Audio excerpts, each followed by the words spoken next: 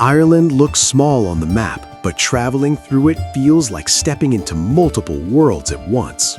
From dramatic landscapes to everyday travel surprises most visitors never expect, Ireland has a way of doing things differently. If you're planning a trip or just dreaming of one, these travel facts will change how you see the Emerald Isle before you even arrive. Number 20. Small towns throw massive festivals. In Killoughlin, County Kerry, a mountain goat is crowned king for a weekend. The town erupts into parades, music, and fireworks that shake the hills. Streets fill with dancers, drummers, and locals in colorful costumes. The goat sits on a throne as villagers cheer, laugh, and celebrate traditions centuries old. The festival ends at dawn, but the energy lingers in every alleyway. Far north in Donegal, the Mary from Dunlow Festival transforms a tiny village into a cultural hub. Contestants from around the world compete through music, dance, and storytelling, while thousands gather to watch. Cafes, pubs, and lanes overflow with visitors, all caught in the rhythm of a town that seems much larger than it is. In Clonmel, Tipperary, 10 days of art, theater, food, and live music consume the streets. Food stalls, craft markets, and spontaneous performances collide in chaos and color. Every corner holds a new surprise, a drum circle, a pop-up theater, or a parade of lanterns winding down narrow alleys. Along the wild Atlantic Way, towns like Dingle host seafood feasts, craft brews, and live music. Streets smell of salt, smoke, and baking bread. Every festival feels alive, mysterious, and addictive. Small towns might seem quiet, but these celebrations prove Ireland is a country where even the tiniest village can steal the spotlight. Number 19. The island is split into two countries. The island of Ireland is a land of contradictions. Two nations occupy the same green fields, the same misty mountains, yet each follows a different rule. The Republic of Ireland is independent, free from the crown, while Northern Ireland remains part of the United Kingdom, tethered to a monarchy that the South abandoned decades ago. The split happened in 1921, driven by political tension and religious divides so deep they reshaped the island forever. Even after independence, the South didn't become a full republic until 1949, leaving a shadow of the British monarch lingering over Dublin. Meanwhile, Northern Ireland stayed British, loyal, yet surrounded by a nation moving in a completely different direction. Today, the border between them is nearly invisible. Cars cross freely, children play on fields that straddle two governments, yet laws, currencies, and even healthcare systems differ just a few miles apart. Walking across the island can feel like crossing time zones, not borders. Number 18. Sunsets last longer in summer. In Ireland, summer evenings are a magical time, and one of the simplest yet most beautiful experiences is watching the sunset. During the summer months, the sun lingers longer in the sky, giving the horizon a spectacular display of colors that can stretch for hours. This happens because Ireland is located at a relatively high latitude, meaning the sun takes a longer, more gradual path across the sky during summer. Instead of quickly disappearing, it dips slowly, allowing extended golden hours perfect for photography, evening walks, or simply soaking in nature's beauty. The changing sky can shift from soft pinks and purples to fiery oranges and reds, often reflected on lakes, rivers, or the Atlantic coastline, creating postcard-perfect scenes. Coastal areas like Galway, Kerry, and Donegal offer some of the best vantage points, where the combination of rolling hills, cliffs, and shimmering waters intensifies the effect. For locals and visitors alike, these long summer sunsets are more than just a visual treat. They are moments to pause, relax, and appreciate the serene rhythm of life in Ireland.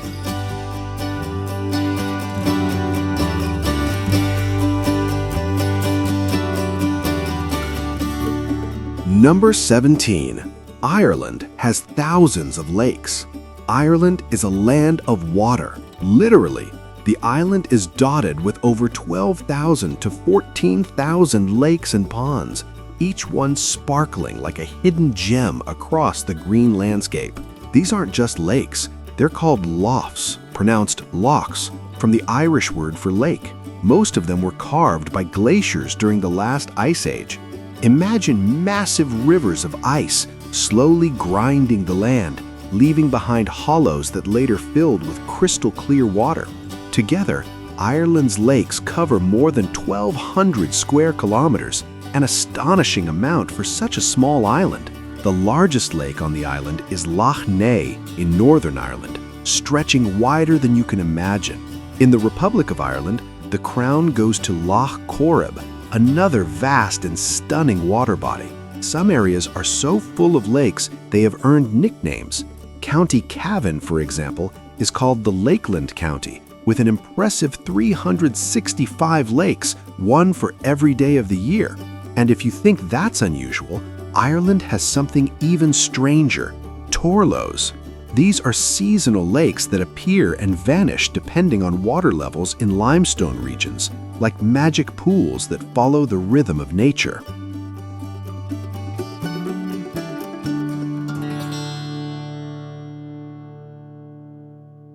Number 16. The Cliffs of Moher rise dramatically from the sea. The Cliffs of Moher are one of Ireland's most iconic natural wonders, rising over 700 feet or 214 meters straight from the Atlantic Ocean. Stretching for 14 kilometers along the County Clare coastline, these cliffs create a dramatic spectacle that captures the imagination of anyone who visits. The sheer height is almost hard to believe, and standing at the edge with waves crashing far below is an experience that feels both exhilarating and humbling. From the highest points, the views stretch across the Atlantic, offering sweeping panoramas of rugged coastline, rolling hills, and endless ocean. Seabirds wheel and dive around the cliffs, adding life and motion to the breathtaking scenery. The roar of the waves, the salty wind, and the feeling of standing on the edge of the world combine to create an unforgettable experience. These cliffs aren't just a tourist attraction.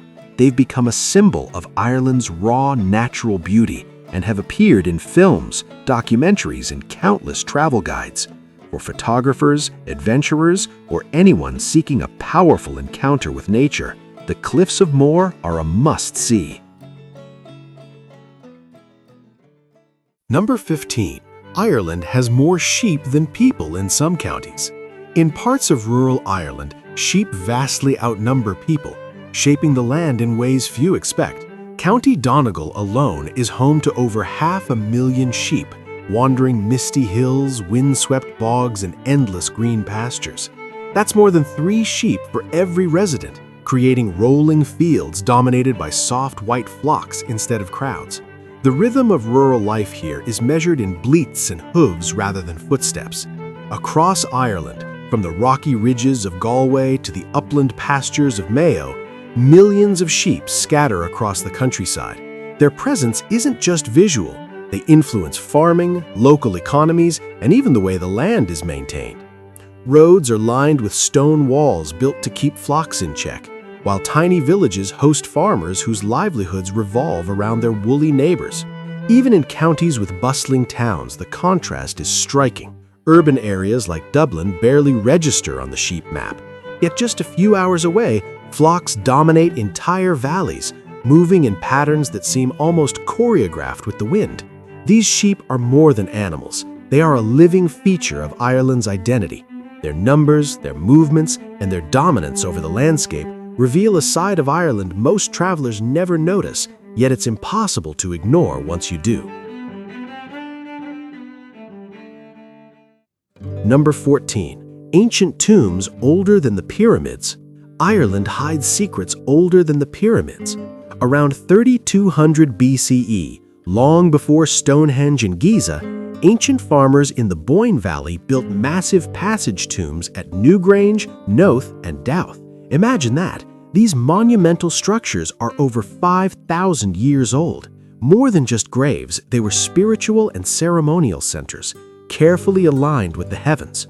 Newgrange steals the show. Every winter solstice, a narrow beam of sunlight slices down its long passage, illuminating the inner chamber for 17 mesmerizing minutes. That's sophisticated astronomy and engineering from people who didn't even have written language. Noth and Douth also stun with their astronomical alignments and giant stone structures, showing this wasn't accidental. They understood the stars, the seasons, and the cycles of life. Step closer and the artistry is breathtaking.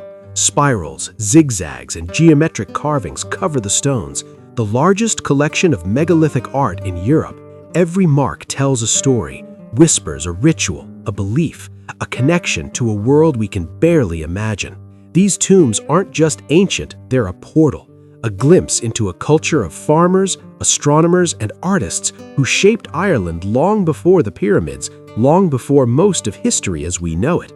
Standing here, you're touching a civilization that mastered time itself. Number 13. Aran Islands preserve Irish culture and language. The Aran Islands are one of the last places in Ireland where the ancient Gaelic language is still alive. Children grow up speaking Irish every day, while English feels like a visitor. Schools, shops, and even government services operate in Gaelic, preserving a culture that has nearly vanished from the mainland. Yet, as modern life creeps in, younger generations often leave to study or work, slowly reshaping the island's identity. Stone walls stretch endlessly across wind-battered limestone fields, built without mortar for centuries. These walls don't just divide land, they are survival tools, protecting fragile soil from the harsh Atlantic winds. Walking among them feels like stepping into a map of human ingenuity, etched directly into the earth. The famous Aran sweater originated here, each intricate stitch carrying stories of fishermen and family traditions. Patterns weren't chosen at random, they were coded messages of hope, luck, and protection for those braving the stormy seas. Today, the sweaters are worldwide symbols of Ireland, yet their roots are deeply local, hidden in every thread. Cliff-top forts rise above crashing waves, ancient and mysterious, with history that teases the imagination. Some were built over 2,000 years ago, still holding secrets no historian has fully uncovered, whispering tales that only the islands can tell. Number 12. Wild Atlantic Way is one of the longest coastal routes in the world. The Wild Atlantic Way stretches over 2,500 kilometers, carving a path along Ireland's rugged west coast.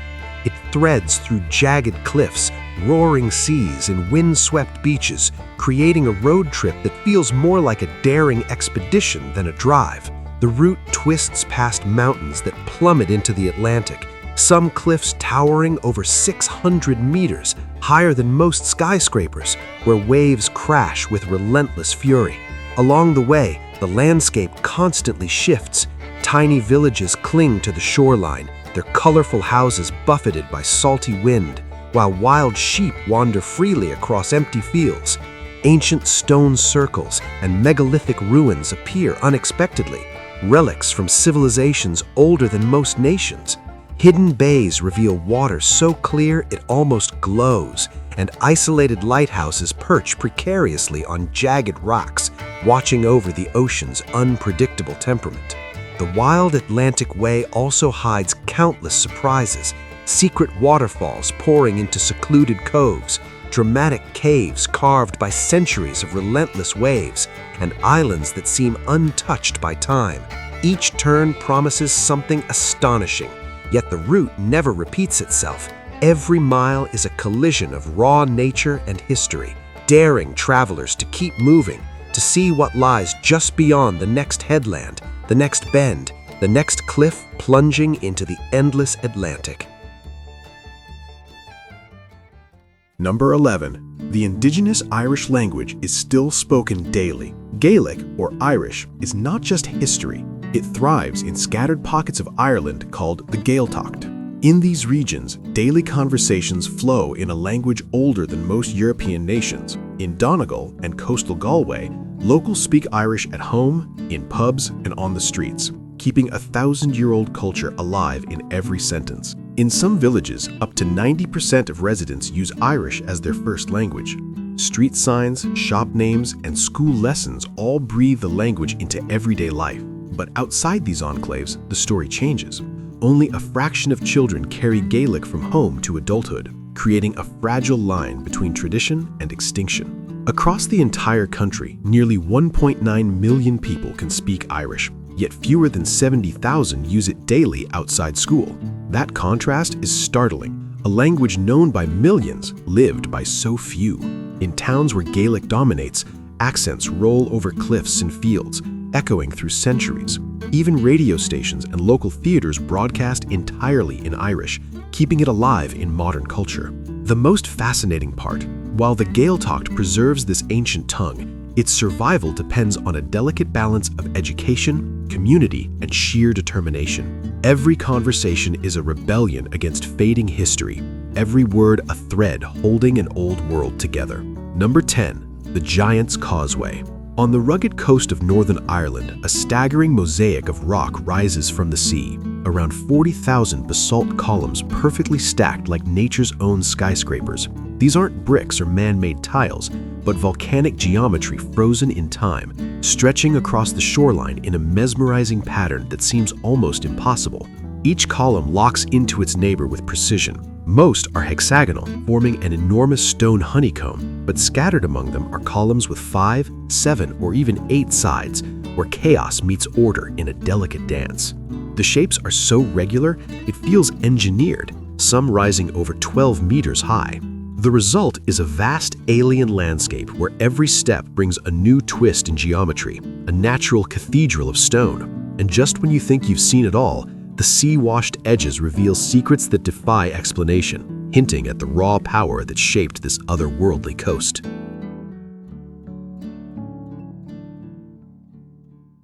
Number 9. Dublin is one of the youngest capital cities in Europe. Dublin isn't just Ireland's capital, it's one of the youngest capitals in Europe. Over half its residents are under 25. Yes, more than 50%. That's far higher than most other European cities.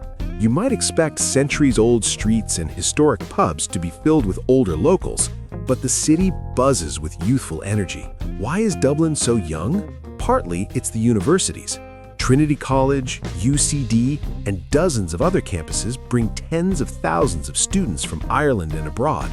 Then there's the booming job market. Tech giants like Google, Meta, and LinkedIn set up shop here, attracting young professionals eager for opportunity. Add immigration from all over the world, and you have a city constantly refreshed with new faces and ideas. The numbers back it up. In 2019, Dublin's young age dependency ratio hit nearly 39%, ranking it among the EU's highest. This means for every older resident, there's a large proportion of young people, students, recent graduates, and ambitious 20-somethings shaping the city's vibe. Despite its deep history, Dublin's modern identity is energetic, dynamic, and unmistakably youthful. Walk the streets, catch the nightlife, or join the cafe culture, you'll feel the pulse of one of Europe's youngest capitals. Number 8. Ireland has over 30,000 castles and ruins. This is a country where stone dominates the landscape.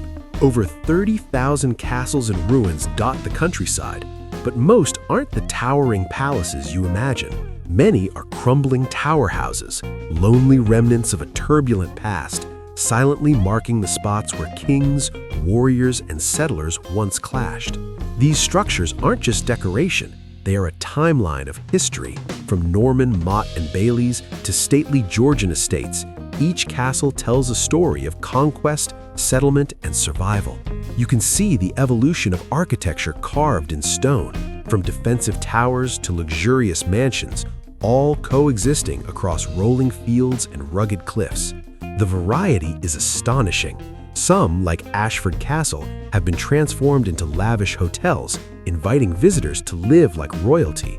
Others are hidden ruins, swallowed by forests, or standing alone in remote fields, whispering secrets of battles fought and families long gone. Tower houses, fortified manor homes, and ancient keeps all dot the landscape, creating a patchwork of history that's uniquely Irish. Exploring these castles is like walking through centuries at once. Every wall, every crumbling stairway, every ivy-covered ruin is a story waiting to be discovered. Ireland isn't just rich in green hills, it's rich in stone, in mystery, and in history that you can touch. Number 7. Ireland has no snakes. Ireland has no native snakes. Not a single wild serpent slithers across its rolling hills or misty cliffs. Why? After the last ice age, the island was simply too cold for cold-blooded reptiles.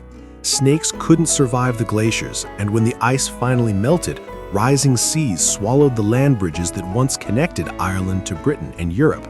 Snakes had a window of opportunity, but Ireland missed it completely. Meanwhile, Britain filled with snakes, Ireland stayed empty. Only a few hardy animals managed to cross before the waters cut off the island, like the viviparous lizard, Ireland's one and only native reptile. Today, pet snakes exist, yes, but the wild landscape remains completely free of serpents. It's one of the rare snake-free zones on Earth, a title it shares with places like New Zealand. And the legend of St. Patrick? The story of him driving all the snakes into the sea isn't about real reptiles. It's symbolic of a story of Christianity triumphing over pagan beliefs, which were often associated with serpents. Fossils confirm what science already knows. Snakes never colonized Ireland. Nature, not saints, shaped this mysterious snake-free island. And that's a fact stranger than any legend could ever be. Number 6. St. Patrick wasn't actually Irish. St. Patrick is one of the most famous figures in Irish history. Yet one detail often surprises people. He wasn't Irish at all. He was born in Roman Britain around the late 4th century, likely somewhere in what is now England, Scotland, or Wales. His birth name may have been Mywin Succat, and he grew up in a wealthy Christian family far from Ireland's shores. Everything changed when he was about 16 years old. Irish raiders attacked his community and captured him, dragging him across the sea to Ireland. There, he spent several harsh years as a shepherd, isolated and enslaved.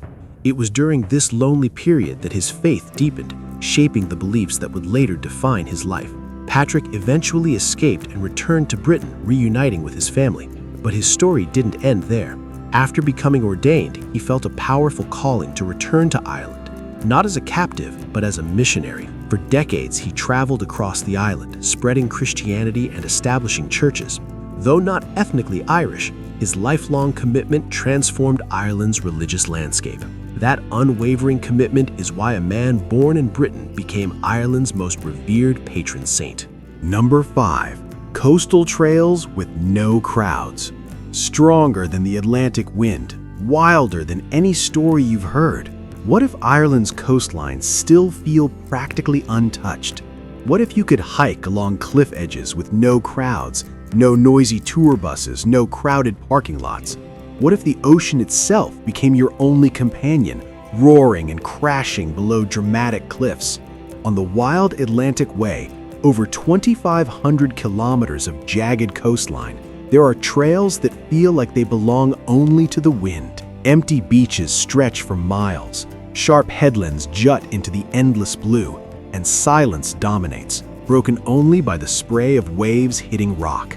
In County Donegal, the Slieve League cliffs rise almost 3 times higher than the famous Cliffs of Moher. Pilgrim's Path snakes up to them, offering raw, windswept hikes where you might see only a lone bird daring the gusts. On the Sheep's Head Peninsula, ancient paths hug rugged coasts and loop past lighthouses where sheep often outnumber hikers.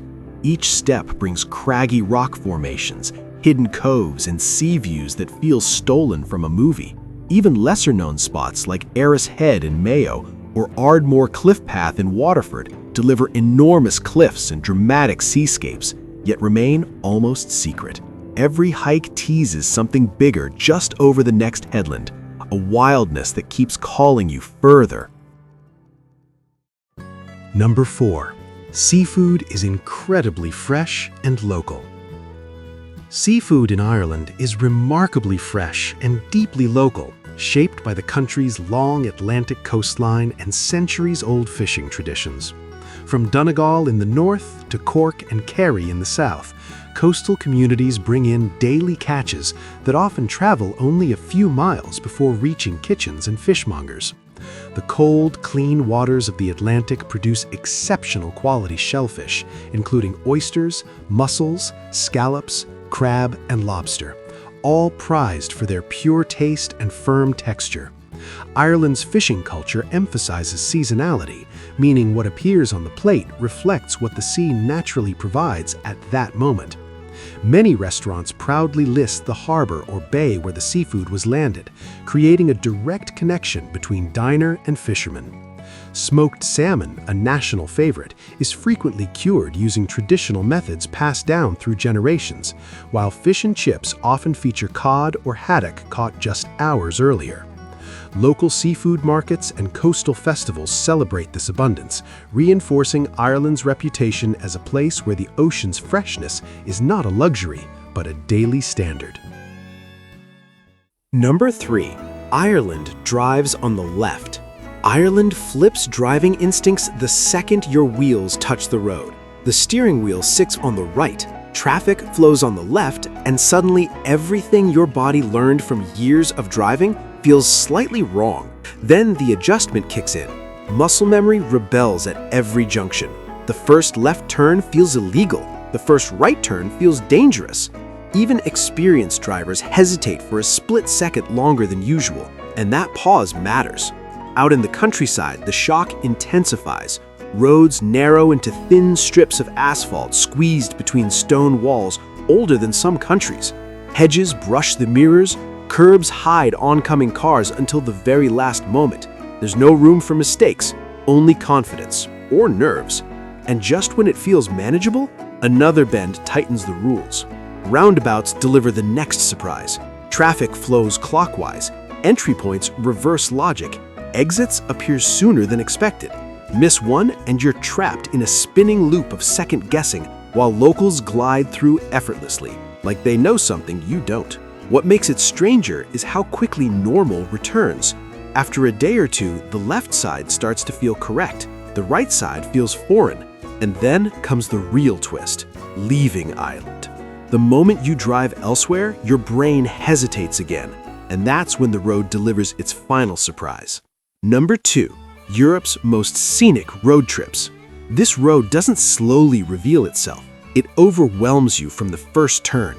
The Ring of Kerry wraps 179 kilometers of Ireland's wildest landscapes into one continuous loop, and it never gives your eyes a break. Mountains rise without warning. Lakes appear like polished mirrors. Then the land drops straight into the Atlantic. The terrain changes so fast it feels engineered.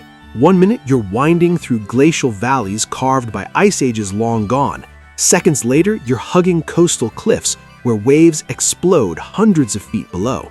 The scale feels unnatural, almost staged, and then the road bends again. Villages interrupt the wilderness like bursts of color. Sneem and Waterville glow with painted houses that clash beautifully against gray skies and green hills, creating scenes that feel cinematic but completely real. Locals move casually through views most countries would fence off as national monuments. At Lady's View, the landscape opens into a layered panorama of lakes and peaks that once stunned royal visitors, and still does. Farther on, the Kerry Cliffs rise raw and unguarded, taller and quieter than Ireland's famous icons. Number 1. Ireland's national symbol. Many people immediately associate Ireland with the shamrock, and while this tiny green plant is indeed iconic, Ireland's official national symbol is actually the harp. This beautifully intricate musical instrument has been linked to Ireland for centuries, appearing on coins, official documents, and government emblems. The harp's history in Ireland stretches back over 1,000 years, when it was played by bards and musicians to entertain kings and nobles, often serving as a symbol of Irish culture and artistic expression. Over time, it became a sign of national pride, representing the resilience and creativity of the Irish people. Today, the harp can be seen on Irish passports, the presidential seal, and even on the famous Guinness logo, connecting modern Ireland with its rich cultural past. Interestingly, the shamrock, while widely recognized and celebrated on St. Patrick's Day, is actually more of a cultural and religious symbol, representing luck and the Holy Trinity, rather than serving as the country's formal emblem. For those exploring Ireland, understanding the harp as the true symbol offers a deeper appreciation of the nation's heritage and enduring artistic spirit. Ireland isn't just a place you visit, it's a place you feel. From winding roads and ancient landscapes to small moments shared in villages, every trip here leaves a lasting impression.